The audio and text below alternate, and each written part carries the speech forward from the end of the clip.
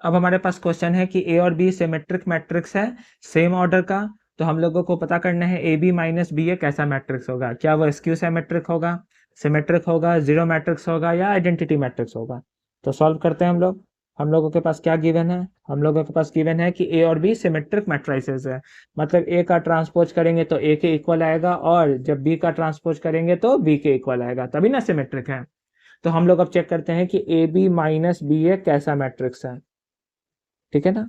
तो ए और B matrix है, जब दो मैट्रिक्स को मल्टीप्लाई करते हैं तो मैट्रिक्स आता है। तो ए बी एक मैट्रिक्स है, बी ए जब बी मैट्रिक्स को ए मैट्रिक्स से मल्टीप्लाई करेंगे तो मैट्रिक्स आएगा। तो बी ए भी एक मैट्रिक्स है, दोनों मैट्रिक्स को घटाएंगे तब भी मैट्रिक्स आएगा, दो मैट्रिक्स को घटाने पर क्या आता है, मैट्रिक्स। तो इस मैट्रिक्स के बारे में कहानी पूछ रहा है, तो चेक करते हैं ये मैट्रिक्स कैसा मैट्रिक्स है। तो चेक करने के लिए क्या करेंगे, सबसे पहले एक ऑप्शन देख लेते हैं, ए बी माइनस बी है। ए बी और बी ए इक्वल तो नहीं होता है जनरली, तो दोनों जब इक्वल नहीं होता तो घटने पर जीरो मैट्रिक्स तो आने का चांस नहीं है, तो जीरो मैट्रिक्स तो हो नहीं सकता ऑप्शन, ठीक है। पहले हम लोग अब चेक कर लेते हैं सिमेट्रिक या स्क्यू सिमेट्रिक है या नहीं, ठीक है ना। तो किसी भी मैट्रिक्स को चेक करना है सिमेट्रिक है या स्क्यू सिमेट्रिक है, तो उसका ट्रांसपोज निकालते हैं।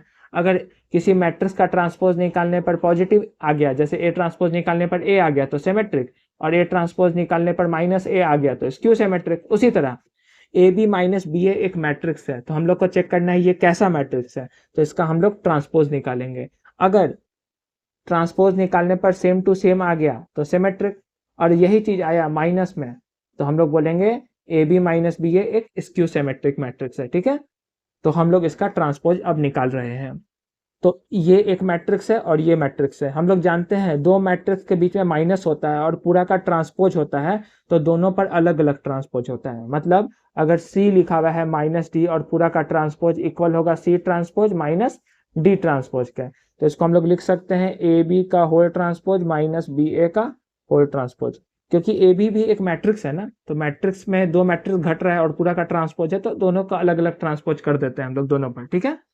तो ये क्लियर हो गया। अब ये मल्टीप्लाई में है, हम लोग जानते हैं कि अगर दो मैट्रिक्स मल्टीप्लाई में है और पूरा का होल ट्रांसपोज है तो अलग हो जाता है, जैसे डी ट्रांसपोज पहले आ जाता है फिर सी ट्रांसपोज आता है मल्टीप्लाई में। मतलब सी इंटू डी का होल ट्रांसपोज निकालना है तो ये इक्वल होगा D transpose into C transpose के। तो अगर ये दोनों ए बी मल्टीप्लाई में है तो इसको हम लोग लिख सकते हैं B transpose into A transpose, minus इसको लिख सकते हैं A transpose into B transpose, उल्टा हो जाता है। अब हम लोग देखे हैं कि किताब में दिया हुआ है क्वेश्चन में कि बी ट्रांसपोज बी के इक्वल है, ए ट्रांसपोज ए के इक्वल है, ए ट्रांसपोज ए के इक्वल है, बी ट्रांसपोज बी के इक्वल है। तो क्या इस मैट्रिक्स का ट्रांसपोज करने पे ये मैट्रिक्स सेम टू सेम आया, नहीं आया। लेकिन अगर हम लोग माइनस कॉमन ले लें तो ए बी को मैं पहले लिख देता हूं और बी ए का साइन प्लस था तो माइनस हो जाएगा।